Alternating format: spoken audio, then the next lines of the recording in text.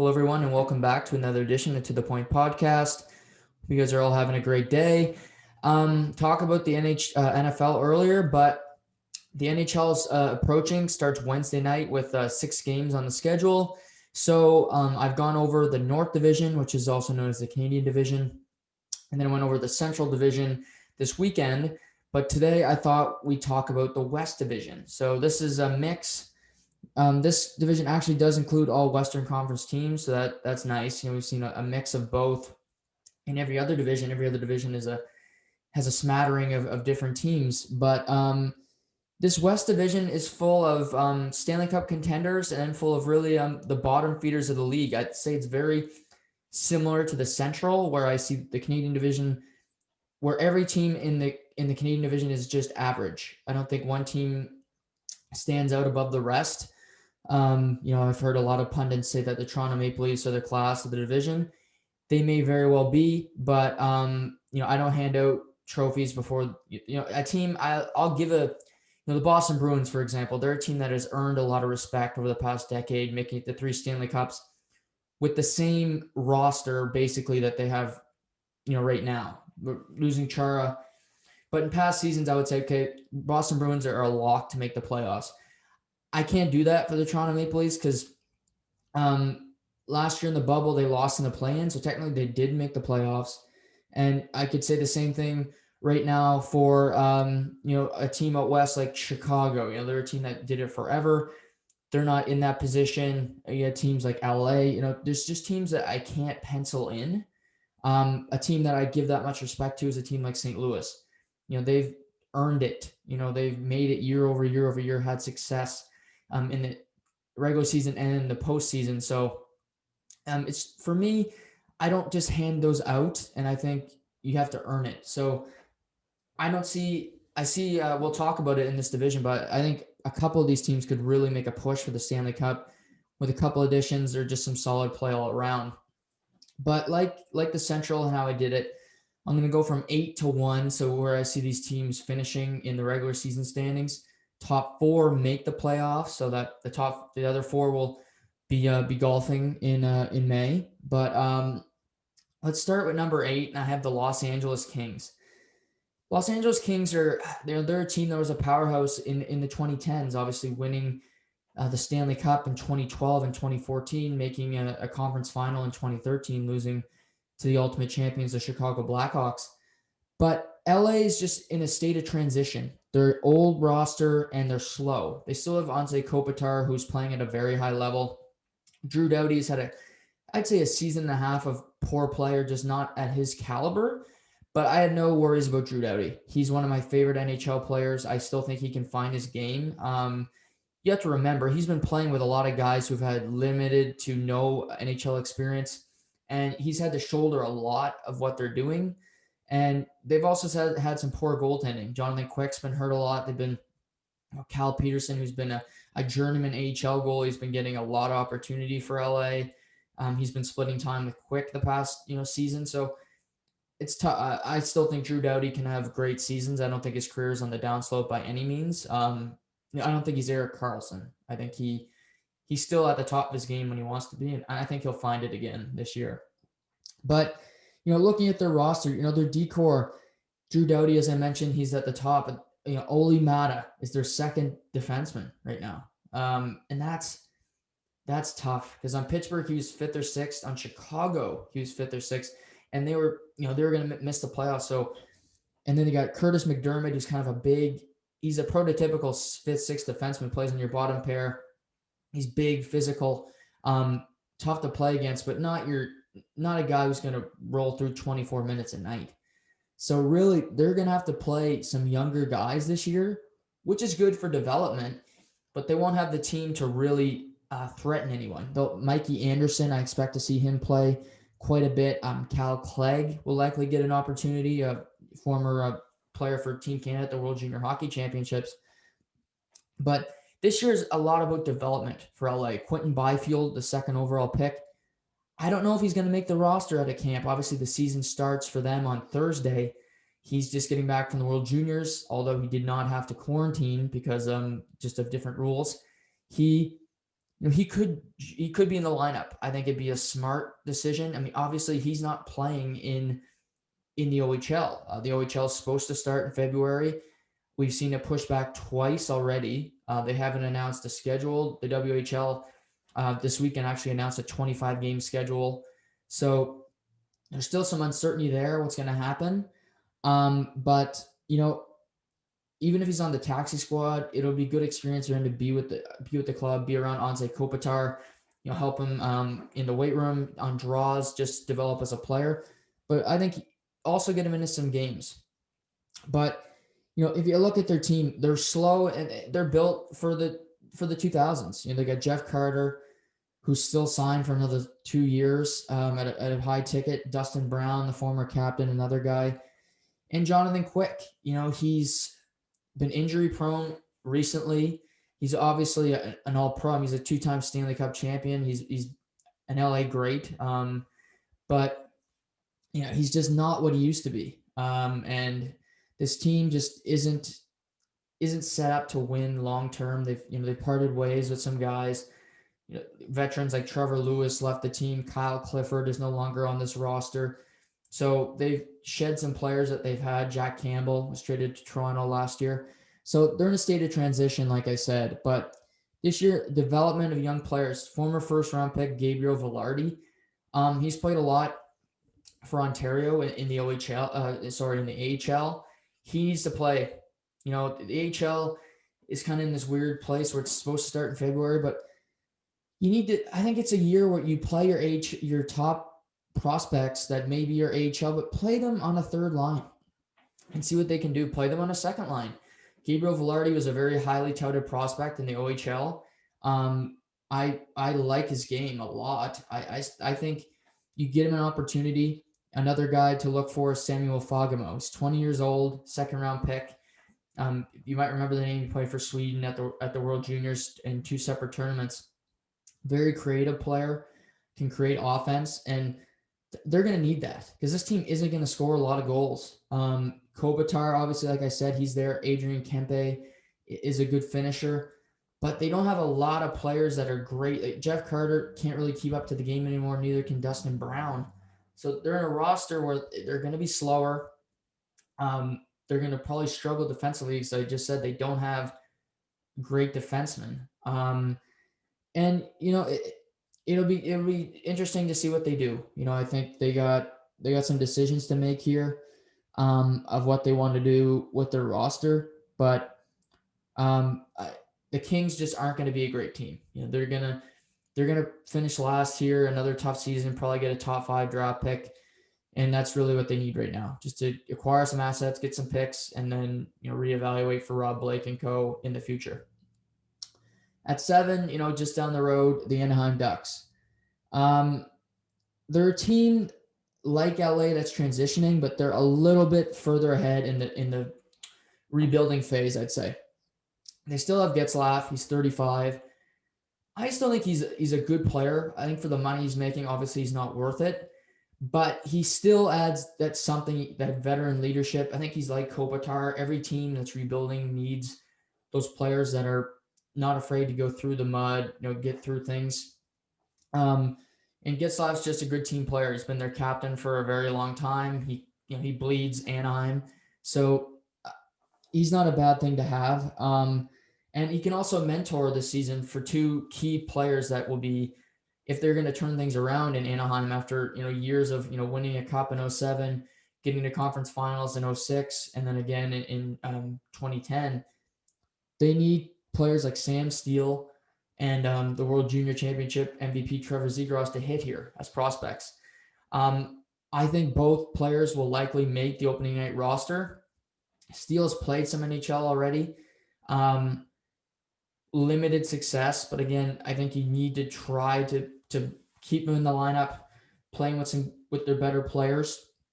Zegras, I think Zegras was making the lineup regardless of his tournament at the World Juniors. Obviously, getting the 18 points, getting MVP only boosted his confidence and boosted I'm sure the Ducks' confidence in his development long term.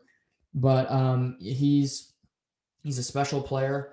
He was NHL ready before, and now he can use that and hopefully springboard it into having a good rookie season for the Ducks here. But again, they're kind of a slower team. They don't have a lot of they've lost a lot of good players. Like they had a defense back in the day, and they had Fowler, Sammy Vatanen, and they had Shea Theodore. They protected Hampus Lindholm in the expansion draft and left Shea Theodore available. Vegas scooped him up, and he's been a phenomenal player for them. Like in the past two playoffs, he's been, their anchor, their number one defenseman. And they still have Cam Fowler, who's had a good career. I like Josh Manson a lot. He doesn't get a lot of notoriety, but he plays with bite. He plays with an edge. That's kind of why I like him, just because he's different. Hampus Lindholm's still there, and they did sign Kevin Shattenkirk. So they don't have a bad defensive core. It's pretty full. The Shattenkirk signing did make a lot of sense to me. 3 years.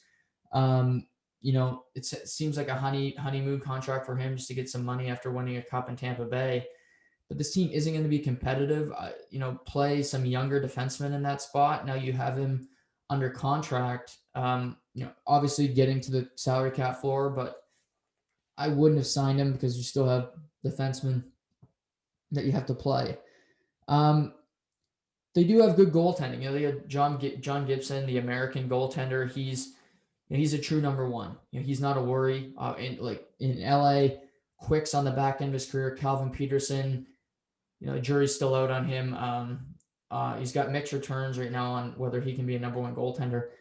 John Gibson's been a solid number one goaltender for a lot of years. He's 2015 when they made their conference final, he was in net. He was playing good hockey, but he needs some help in front of him, obviously. And probably the biggest piece right now that they're excited about, other than Zegras, is Jamie Drysdale. I thought the first two games he played at the World Juniors were shaky for me, but as the tournament went on, him and Bowen Byram became a dominant pair. I didn't like it at first. I wouldn't have played them together. I think I was ultimately proved wrong, even though Canada ultimately didn't win the gold medal. But I love him as a player. Byram, he jumped off the page, of course, but Drysdale was right there with him. I think he's solid. He's a smart player, getting shots to the net. He can close off angles. So I think he's got a great future with Anaheim. Not a bad place to be. Cam Fowler's a good player to have there as a veteran to learn from. Manson's not going to let him get away with, being soft or anything like that. So I don't think Anaheim's in a terrible position. They're not like LA. I think they're farther ahead. But they still have some problems. They got like Derek Grant, who's kind of a player who's NHL, AHL, but they play him. They just need more skill, high-end skill in this roster for them to be competitive. Jakob Silfverberg's a good player for Anaheim, but it's just not enough right now. They still have Ryan Miller as their backup goaltender, who's 40.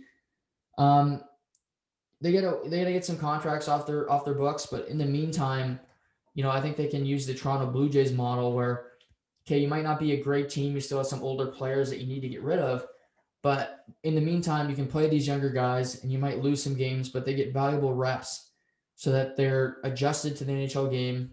They know what losing feels like. They don't like it, and then they're ready to take that next step when the team is ultimately built and ready to contend. So I don't think the Ducks are that far away from being a competitive team again, but we'll see. Anaheim hasn't been a team that's, it's kind of mixed on how they spend their money. With this pandemic, I don't know if they're going to be a franchise that really gets hit hard, like a Florida or an Arizona, but it'll be interesting to see. The teams in the Cali right now are struggling, and just to use that transition, in the 6th spot, I got the San Jose Sharks. So, all Cali teams here in the bottom 3. San Jose, because they're in San Jose right now, you can't play organized sports because you can't have that mass gatherings and with COVID. So they're starting their season in Arizona. They're playing out of the Arizona rink. That's where their training camp is right now. So a little bit tricky for them. They're going to be kind of being like the like the Raptors and the Blue Jays, where they're in Arizona. They set up shop there. They're living there permanently. But this team that they have is similar to the 2019 conference final team, but it's not that good because the team that year really was their last kick at the can, and it took a lot out of them getting to Game 6 against St. Louis. They had 2 7-game series before that, and before that series, a couple of those players really were gutted. I'm going to start with my favorite punching bag, Erik Karlsson. A lot of people love Erik Karlsson as a player. I'm fine with that. He was good in Ottawa. Wasn't great. Wasn't 2-time Norris winner. Just because you get points doesn't mean you're a great defenseman. And that's something that hockey writers, voters just seem to forget every year. If you get 80 points as a defenseman, you automatically win the award. What if you're terrible in your own zone, you cough up the puck more than any other player, and you're a flat-out liability on the defensive end? Well, all those traits equal Erik Karlsson. He's signed a 7-year, $11 million deal in San Jose after being traded, from Ottawa. And I don't blame him. The money's there. I'm never going to complain about a player getting his money because we know owners take a lot, and they don't apologize for all the money they make. But it was stupid for San Jose because they put, Toronto's built their roster where they have all these forwards making money. Well, San Jose is the complete opposite. They got Brent Burns, who's 35. He signed an 8-year deal 2 years ago, times 8. Vlasic, who's 33, signed a 7-year, $7 million a year deal. They got 3 older defensemen. Karlsson, who's beat up. Vlasic, who his skating is struggling now. He's not, he wasn't the fastest before, but he could make it up just with being smarter and kind of getting the pucks. Burns, I think he can have another good year in him, but he was never the greatest defenseman. So this team, they still have some really good pieces. Like Logan Couture, who's on another big deal. He's a good player. I think Logan Couture has been a really underrated player for a long time in the NHL. He's obviously the captain now after Little Joe left last season. But he's still a great player. I think he's smart. He's gone into battles with different players in his career. He's gone toe-to-toe with Crosby, and I think he's held his own. In that 2016 Cup final, he did a good job keeping Crosby in check. Crosby did the same thing, but he's gone. He's beaten Kopitar in playoff series. He's beaten some good. He's on with head-to-head with Ryan O'Reilly.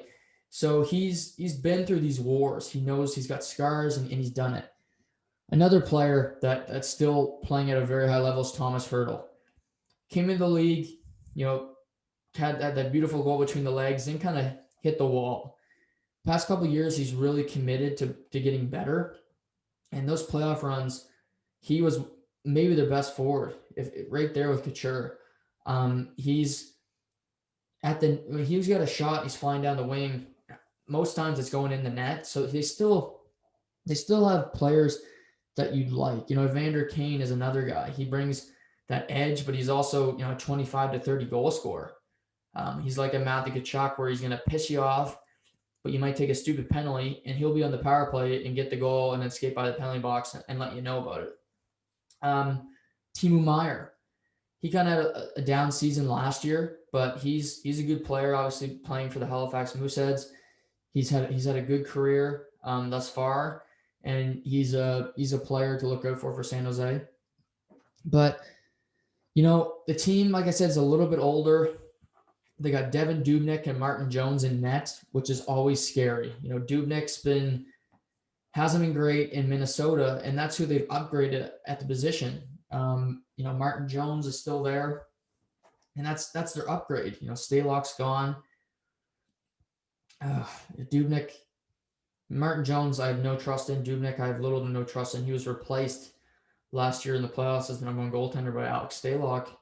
So, they're on the downside of their careers here. I think San Jose, Doug Wilson knows that this team needs a rebuild, but he's in a position where it's going to be very difficult to do it. Them and Chicago are in similar positions where you have older players who you committed money to, and no team is really going to want them because they're getting older and not what they used to be.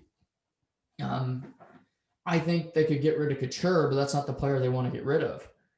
Vlasic, nobody's taken that. Brent Burns, I don't even think somebody will touch that. Carlson, no way in hell.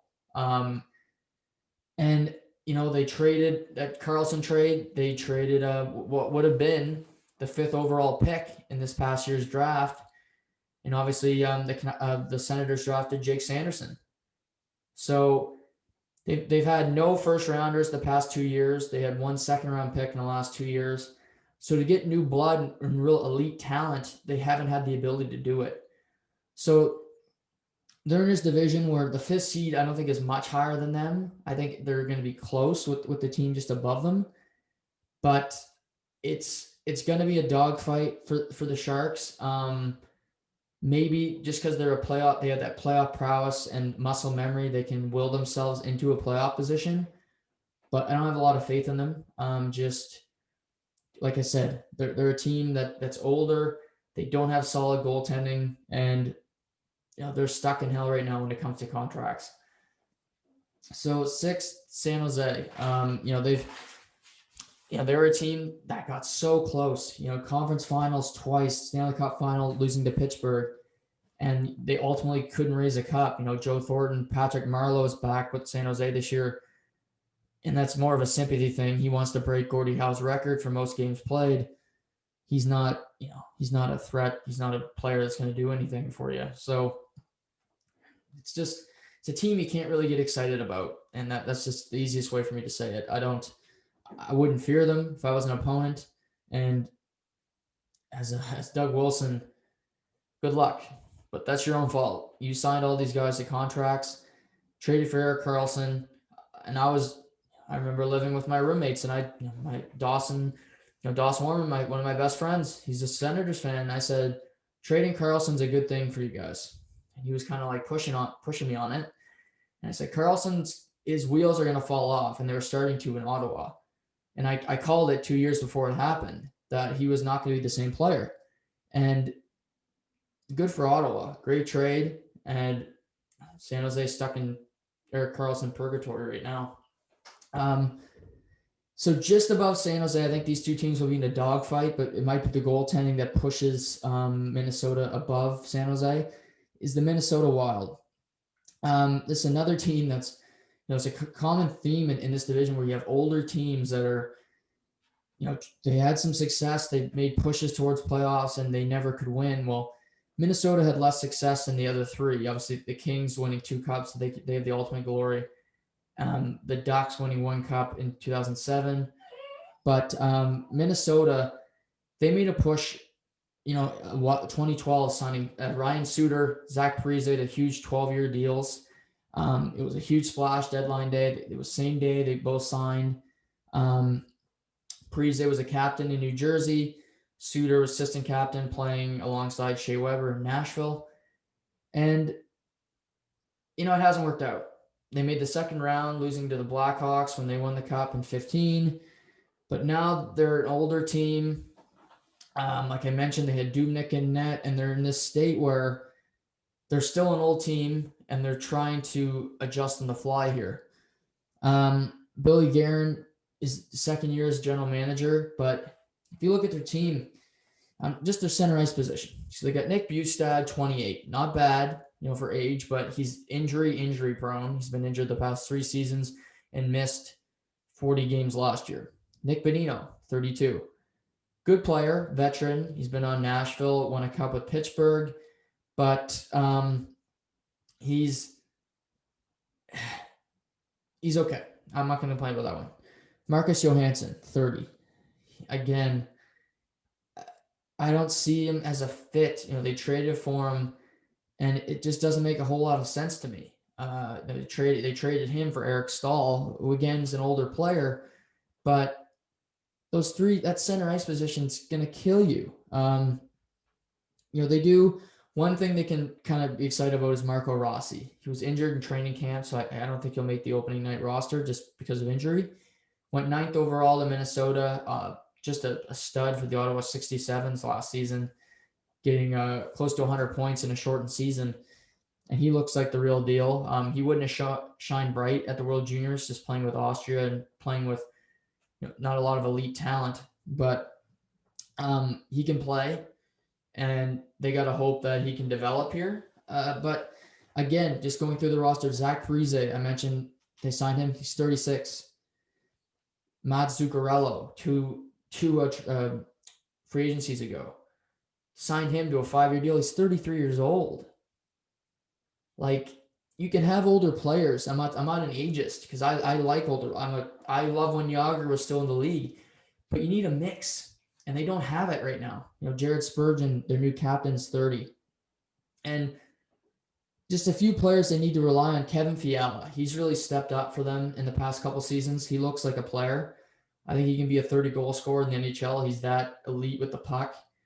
25 for sure, but on a regular 82-game schedule, 30 goals shouldn't be a problem for him. He's a power play specialist. He's got a great shot, a wrister or slap shot. So, and they also got to hope that Kirill Kaprizov, who's been with the organization for 5 years now, comes over from Russia.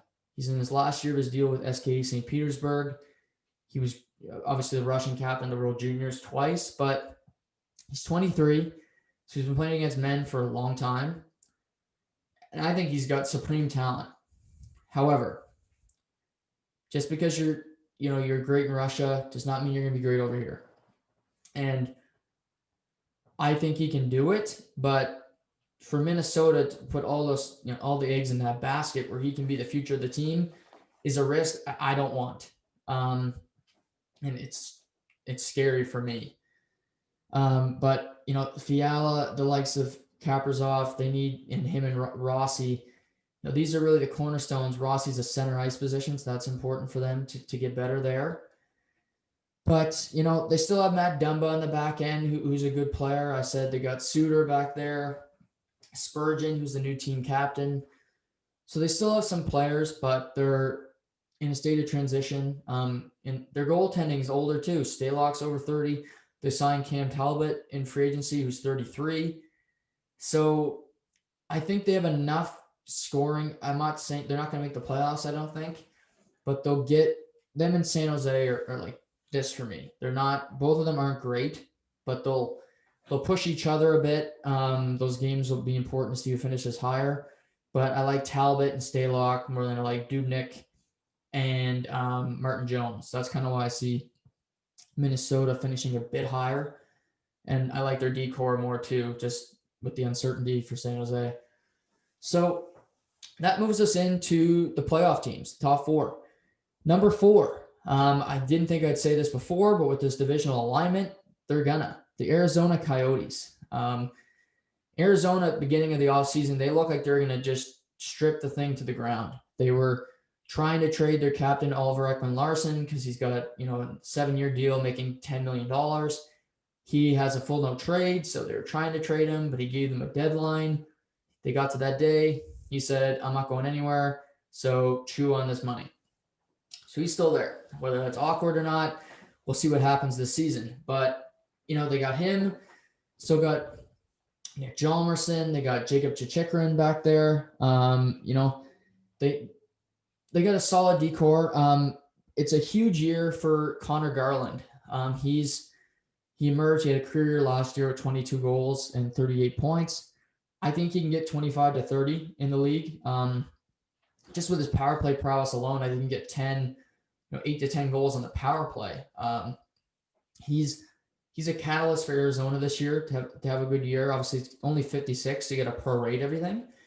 But, they have some players too that I like. Barrett Hayton, I think hasn't shown much on the NHL level yet, but he should get every opportunity to play with the likes of Garland. They still have, obviously, Phil Kessel, who he's had a couple down years, but he's going to play every night. He's never missed a game in his career, playing all 82 for 12 years.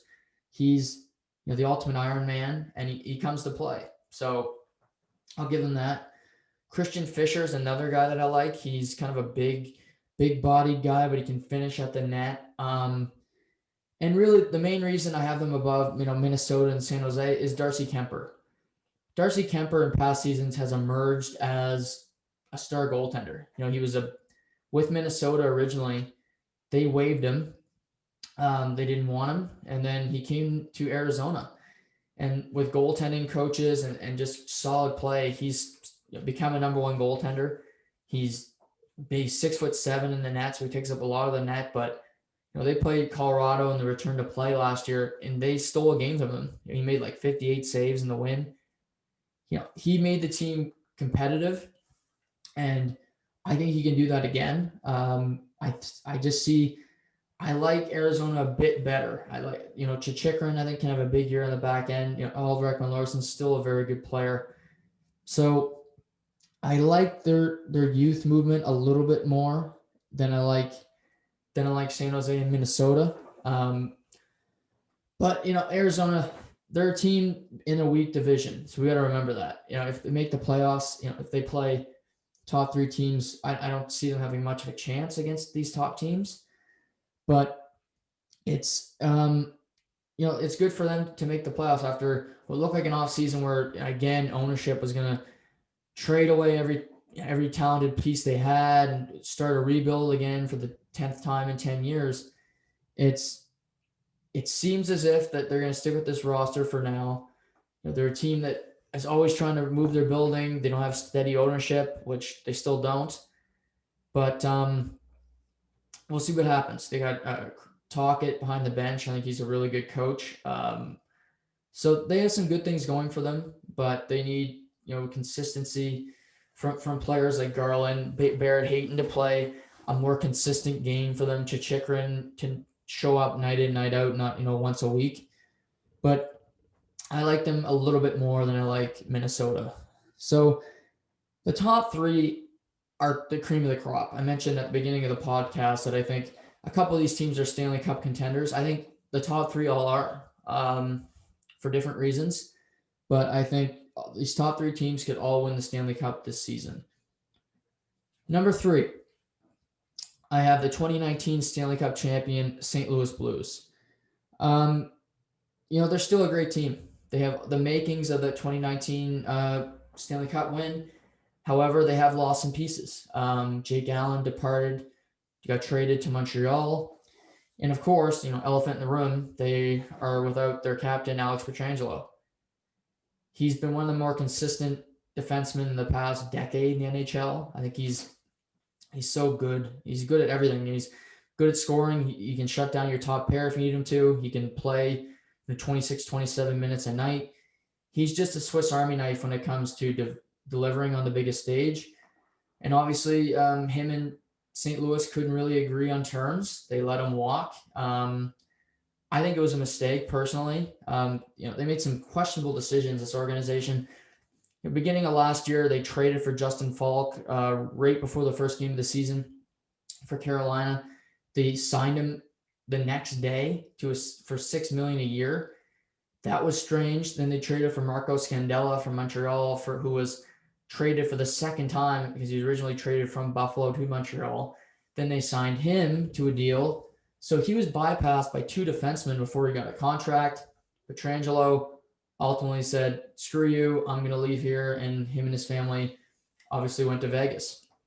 But in the offseason, they did get a player that's not going to fill his role because they're very different. But they got Torrey Krug from Boston. He's been a solid, I would say he's been the third defenseman for them. I don't think he's, some might say he's their number one. I don't see it that way because a number one defenseman can score, get points, and defend, and he's not a high-end defender. He's a liability on defense, to be honest with you.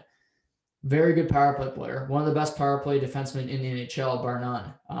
I think his intelligence on the power play and where to put the puck is what really separates him from other people. But he's not Pietrangelo. He's not going to log huge minutes for this team. They're going to need him to be a power play specialist, put up points, and then play with a reliable defenseman so that, he doesn't get into trouble. Um, I'd like to see Krug maybe play some with Colton Parayko. And this is something about these teams at the high end of this division. They really have two number one defensemen, because for a long time now, Colton Parayko has been the number one defenseman in my eyes. Big 6'5" defenseman. He'll finish it. He's got one of the best shots in the NHL. He closes gaps. He just does it all. He's a guy that's been rumored in trades forever, but they've held on to him for a good reason. Probably knowing that Pietrangelo might be leaving, they might not get him back. So though, Parayko's younger, and he's been great for them. So they do have some strong defensemen. Their decor is rounded out by Justin Falk, who I mentioned, Vince Dunn, Marco Scandella, Carl Gunnarsson, and Bertuzzo's their extra. So they still have a veteran defensive core. They got Jordan Binnington in net. He needs to have a good year. He hasn't. I think he always had that fantastic playoff run, that Cinderella run where he's playing in the East Coast Hockey League earlier in that season. But last year, he really wasn't a consistent number one goaltender. He had Jake Allen as a security blanket. Jake Allen played quite a bit last year. Obviously, Jake's gone. Ville Husso is likely going to get the backup job behind him. And he's been touted as a guy who's been NHL ready for a couple of years now. But with limited experience, there's going to be a lot of pressure on Binnington to deliver.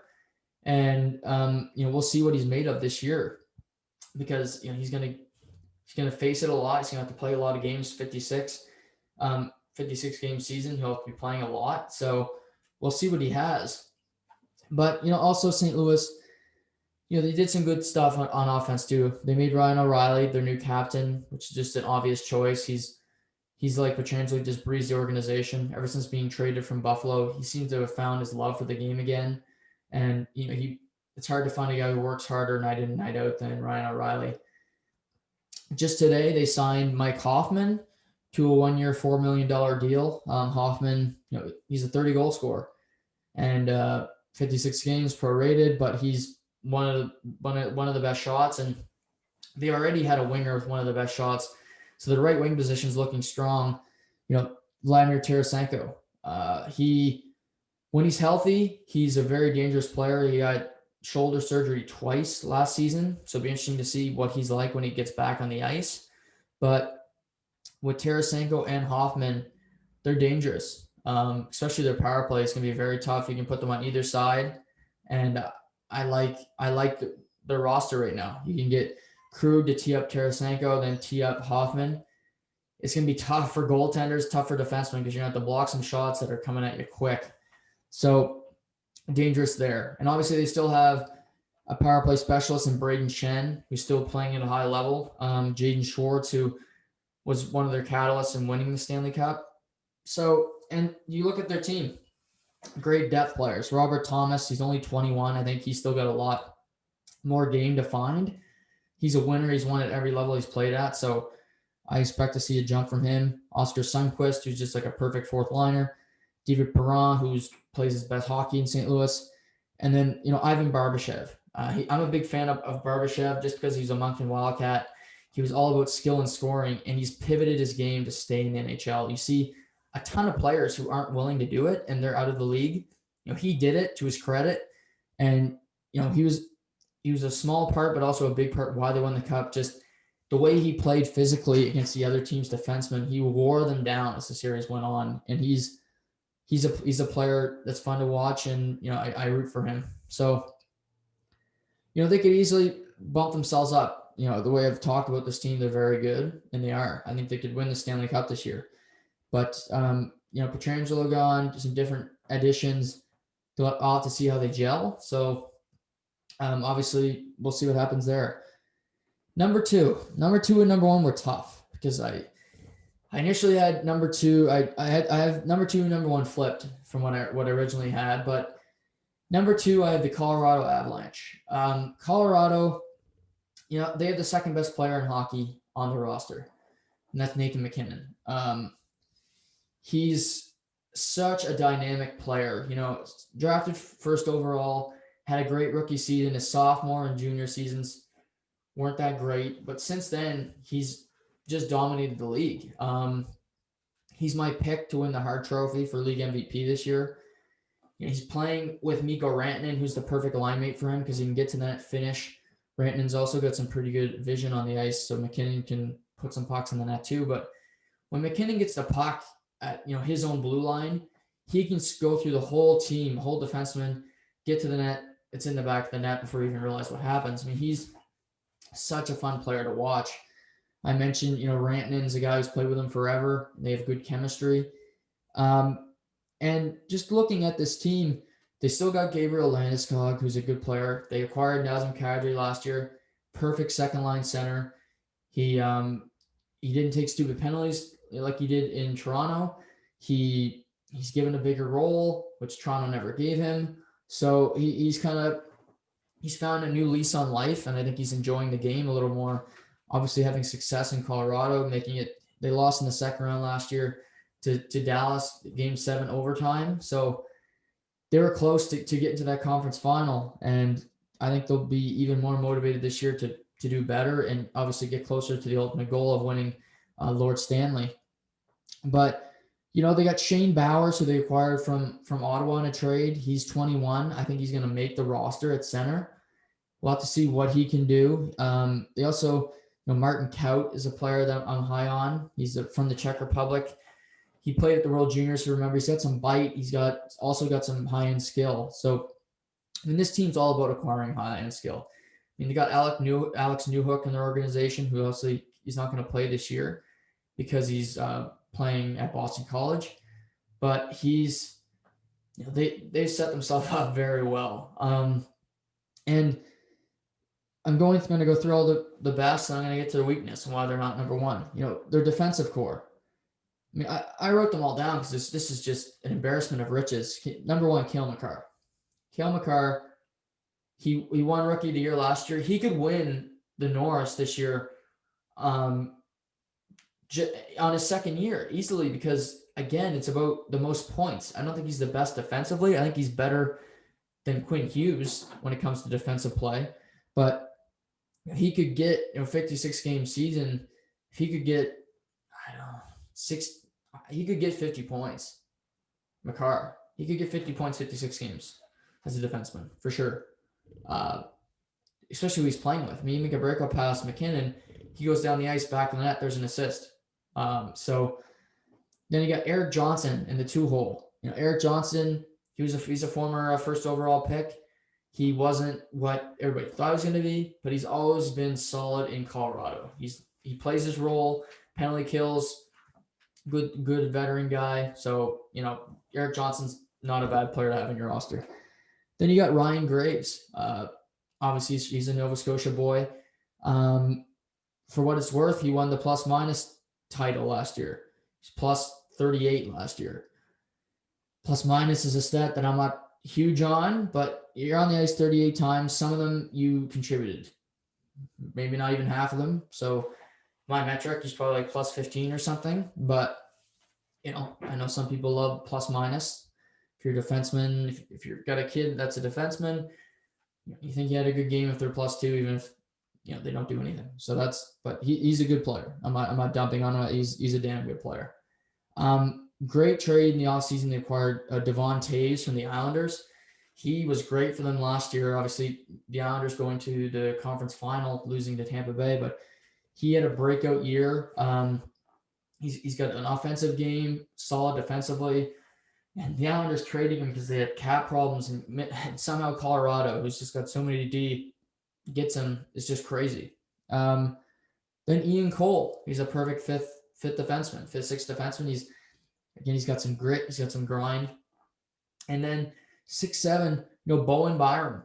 Bowen Byram played for Canada, if you remember, at the World Juniors, had a great tournament. And they got Samuel Girard too, who I don't like. He's their worst defenseman for me, and it's not even close. I don't know if Byron will make the opening night roster, but with him and Makar flying around out there, it's going to be scary for teams to deal with Colorado.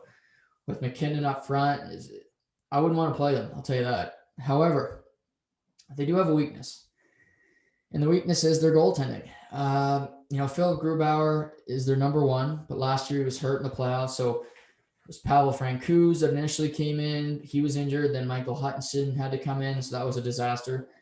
But Grubauer's been a forever backup goaltender. In Washington, the year they won the cup, he started as the starter in the playoffs, started the first 2 games. They yanked him, started Holtby in game 3 against Columbus. They won that game in double overtime. He never saw the net again. So he's been in Colorado for a little bit now, but he's not the answer. He's not a good enough number one to win a cup. You need elite goaltending. He just hasn't shown it yet. The backup, I said, Francouz. That's a scary thought. He's came over here just 2 years ago at 30. Finally made the NHL as a backup, and you need an addition. So I got a couple guys through the year that can maybe look at, and I don't love the names I've provided, but they're better than what they have. Jonathan Quick, 2-time Stanley Cup champion. If you acquire him at the end of the year, if you're in a playoff spot, easy. You can give him a little bit of rest down the stretch, start Grubauer a lot of the games down the road, and make him ready and fresh for the playoffs. Plus, it's a shortened season, so he should be good to go, and he'll be splitting starts with LA all year. Another name I included is Marc-Andre Fleury. It would be tough for Colorado to make a trade with Vegas just because they're in the same division, but you never know. Vegas is in cap hell. They're real strapped. They got Leonard and Fleury. Fleury's making $7 million. Leonard's making over $5 million. So over $12 million in net for Vegas is tough on an $81.5 million flat salary cap. So he would be an upgrade over what they have. Obviously got tons of playoff experience. And then the last name I added is Darcy Kuemper.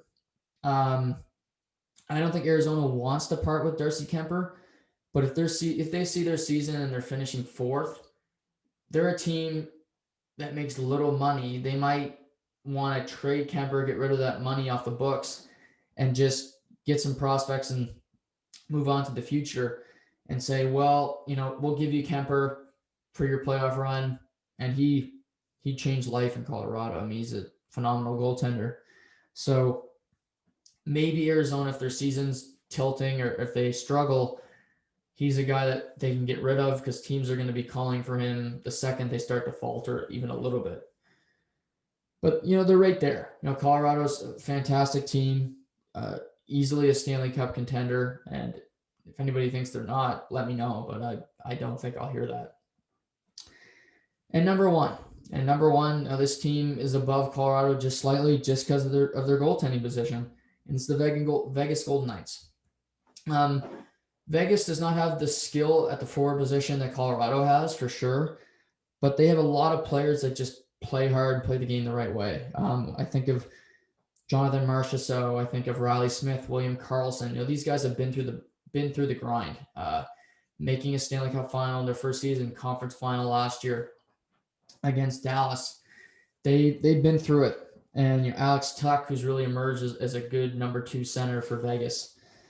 And obviously, Pacioretty. They got to hope that their first draft pick ever, Cody Glass, who's now 21, played last season the entire year in the AHL, can start to find his place and play in the NHL this season. But they got good forwards. None of them that jump off the page at you, but they all contribute. They can all be 45 to 50 point players, which is dangerous. And then you move to the defensemen. Signing Alex Pietrangelo was a big move for them. That's going all in. They got their salary cap. They're right up against it, so they had to plunge and make that decision. They obviously are okay with it. And you look at their decor; they really have 2 number 1 defensemen because they have Pietrangelo and Shea Theodore, who's emerged as a number 1 defenseman, playing at a very high level for Vegas. And he's a great player and a guy that you need to look out for when he's on the ice because he can score. Great wrister when he's flying down the wing, especially on the left side. Just pick that right post, put it in. And, the rest of the decor is solid. Martinez, McNabb, Whitecloud, Holden. I would like to see them upgrade it before the end of the year. But that'll come deadline when teams are struggling. Players will be available. So they can upgrade their bottom 6, their bottom fifth, sixth defenseman, they can upgrade that on D. But, they got Marc-Andre Fleury, and Robin Lehner in net. I like that better than Colorado's setup right now. And I don't think when you get to the middle of the regular season, it's not about winning the game 6-5. I think Vegas can defend a little bit better, and their goaltending will be more solid than Colorado. So I see them edging out Colorado by just a little bit. The teams are very close. They're both phenomenal. It's too bad that they're not in separate conferences because I think they're stronger than the Central. I think either one of the teams that come out of this division will beat whoever comes out of the Central as of right now, unless there's significant injuries or something happens over the course of the season. But Vegas, they're hungry to win, obviously, conference final last year. Colorado, a game away from the conference final, both these teams losing to Dallas. So there's a lot to be excited about. These top three teams are really the cream of the creme when it comes to the NHL. Colorado and St. Louis playing opening night, so look out for that. But yeah, I just think all these teams have solid management. They know what they're doing. Vegas, for such with a team and a franchise that's so young, they're not afraid to take chances. They want to win a cup here early, and I think send a message to the NHL. And obviously with Seattle coming into the show next year with the expansion draft in July, Vegas winning that cup before they come in would be a good welcoming for Seattle, that they can have some success early on in the franchise's history. But yeah, that's really the West Division. It's weak at the bottom, very weak, but as you get to the top, you start seeing these teams that could raise the trophy at the end of the year. And the biggest offseason addition was obviously Alex Pietrangelo. I think that'll stay consistent. That he's got a 7-year deal that may not look great in years 5, 6, 7, but I think he can provide a good first four for Vegas here. And he's obviously got a full no trade, so he can control what happens. But I think that was a smart move, and it was weak on St. Louis's part, and it may ultimately cost them, a chance to raise that trophy again. So we'll see what happens, but this is a fun division to watch. I mentioned Colorado, St. Louis, 11:30 Wednesday night. Vegas gets going the next night. So, but this division should be fun to watch. I'm going to try to do the last division, the East Division, before the season starts. So keep an eye out for that. But until then, everybody have a great day. Hope you guys are enjoying the content here. This week, tomorrow night, I'll be joining Seamus. Seamus will be joining me where we'll recap episodes 3 and episodes 4 of Your Honor. So we'll be talking about that. Thursday, I'll be doing a morning podcast talking about the games. Wednesday night, the opener, talk about that. I'll likely be doing Friday morning, I'll be doing a show where I talk about just different things, what's going on in the world of sports. Basketball, NHL, football, what have you. Plan on doing a football show as always on Friday. And then Friday afternoon, I'm going to be doing a special podcast with a special guest. I'm not going to tell you the guest yet, but it's going to be fun. This guy, I've known him my whole life. He's one of my best friends, and I love him to death. And it will be his first appearance on the podcast. And it won't be about sports, but it's actually, I'll tell you what we're going to be talking about. We're going to be talking about one of our favorite programs, The Office. The U.S. version of The Office. We'll be talking about that. So keep your eyes posted for that. That'll come out probably Friday night or early Saturday morning. So lots happening here to the point. I also wanted to say I got this for Christmas, so I just kind of want to show it here. My nice coworker, Crystal, got me a To The Point mug.